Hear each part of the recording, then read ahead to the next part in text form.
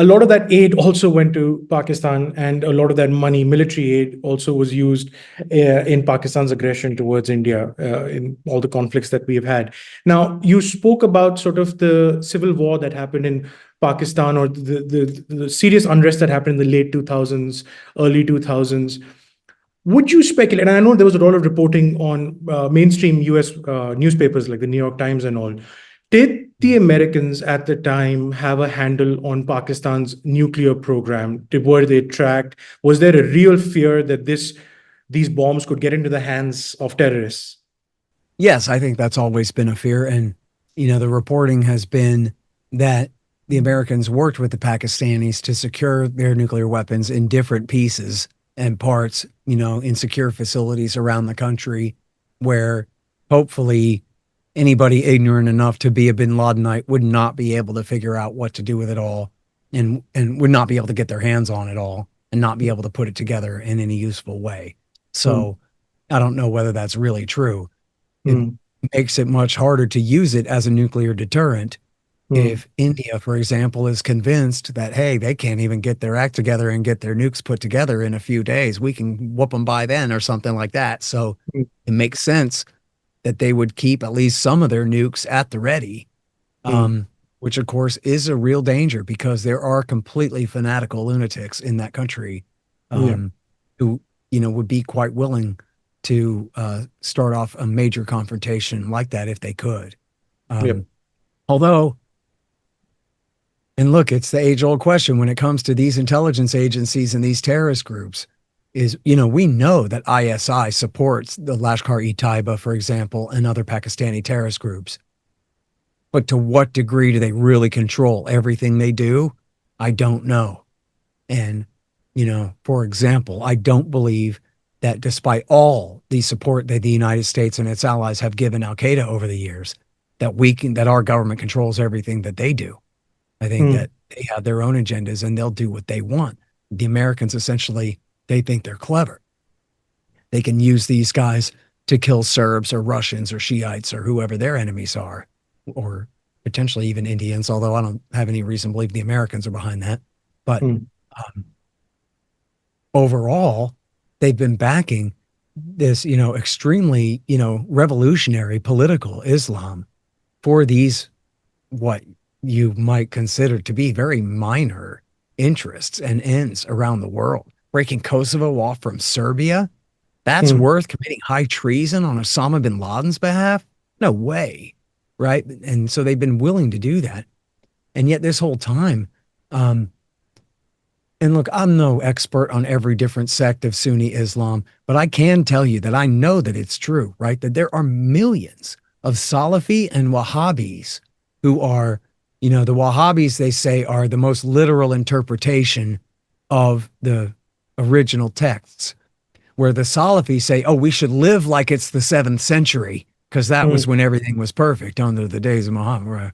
This guy, well, there are millions of people who are that radical and that fundamentalist, call them that far to the radical right of Sunni Islam, who are not political, who don't participate in terrorism or really politics at all. Most religious fundamentalists around the world are quietists, and that is they've been instructed by their religious leaders that God made the current king the king. Otherwise, he wouldn't be the king, would he?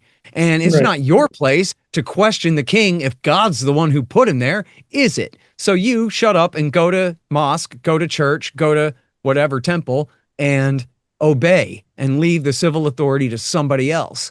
That's almost the universal message of religion. You might even think it's why religion was invented. But hey, anyway, the vast majority of even very radical religious fundamentalists in Sunni Islam are not political. Even at the height of the Islamic State, you had like 100,000, maybe 150,000 fighters, and most of those were just local Iraqi conscripts who really didn't have a choice but to join in the first place. The Islamic State said, calling all Muslims. Pff, nobody came.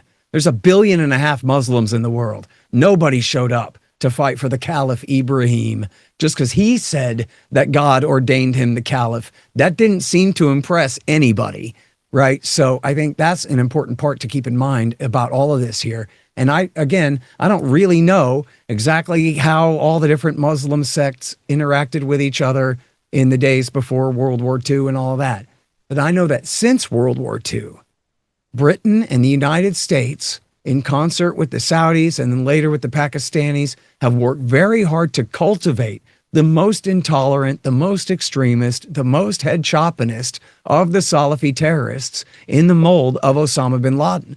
Even the Muslim Brotherhood itself was created by Britain and Saudi Arabia in the first place.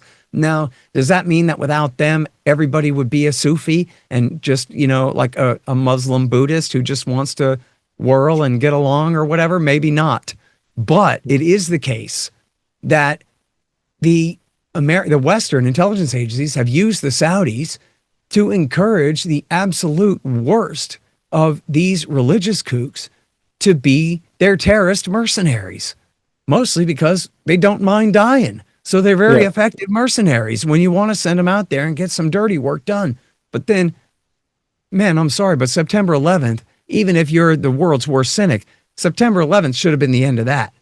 The fact that David Petraeus and associated traders would go back to supporting these men after September 11th and after Iraq War II, where they were the worst part of the Sunni insurgency that killed 4,000 of our 4,500 guys that died in that war. For Petraeus and Hillary and Obama and the rest to go back to supporting al-Qaeda in Libya and then in Syria and then in Yemen since then is absolutely the highest treason, unforgivable, unbelievable, and intolerable that they would be able to do that and get away with it, and especially for all these years. I mean, they took the turn back toward bin Laden in the spring of 2011. And here we are talking about it in 25, like it's just a curiosity of history. Right. And when they've essentially had us back on the side of the bin Ladenites ever since then.